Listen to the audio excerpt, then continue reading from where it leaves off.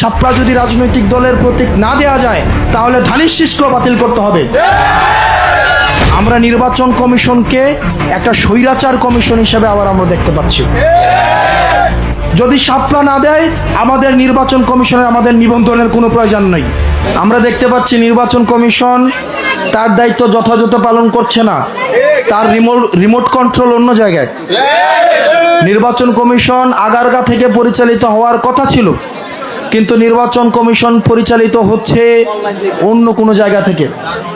এটা remote control, রিমোটটা অন্য জায়গায় আছে।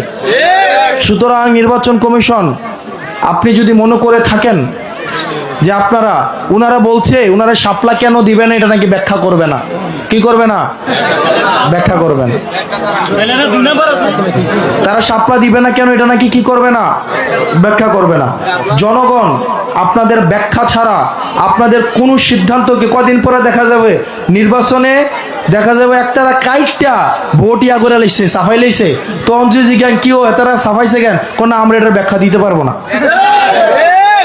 আমরা নির্বাচন কমিশনকে একটা স্বৈরাচার কমিশন হিসেবে আবার আমরা দেখতে পাচ্ছি।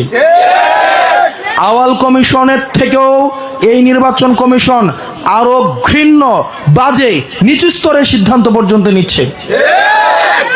আমরা দেখছিলাম না আওয়াল কমিশন, আগের কমিশন, এর আগের কমিশন ছিল কি নুরুল হুদা কমিশন। নুরুল হুদা কমিশনের যে ছবিটা, আমার মনে হয় এটা আগারগাঁও, নুরুল হুদার যে জুতার মালার একটা ছবি আছে না, এটা আগারগাঁওয়ে সবচেয়ে বড় করে একটা ছাপাই দিতে হবে। এটার একটা ভাস্কর্য লাগানো উচিত যে জুতা যে দায়িত্ব অবহেলা করলে কি ধরনের পরিণত হয়। আমাদের চিফ ইলেকশন কমিশন একটা স্পাইনলেস একটা কমিশন হিসেবে আমরা দেখতে পাচ্ছি। ওনাদের কোনো সিদ্ধান্ত ওনারা নিজেরা নেন না।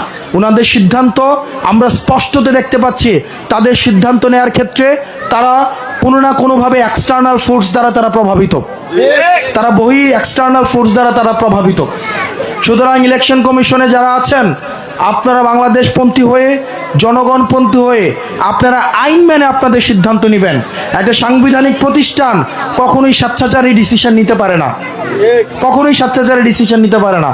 আবার আমরা দেখতে পাচ্ছি আমাদেরকে বিভিন্ন রাজনৈতিক দলের মধ্য দিয়ে হুমকি দামকি দেওয়া হয় যে আমরা যেন শাপলা চাওয়া থেকে আমরা যেন পিছিয়ে আসি। শাপলা যদি জাতীয় ন্যাশনাল এমব্লেম হওয়ার কারণে শাপলা যদি রাজনৈতিক দলের প্রতীক না দেওয়া যায় তাহলে ধানের শীষকেও বাতিল করতে হবে।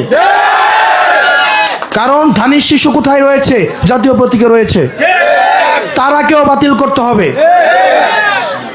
কিন্তু আমরা দেখলাম একটা দ্বিচারিতা সিদ্ধান্ত নিচ্ছে নির্বাচন কমিশন।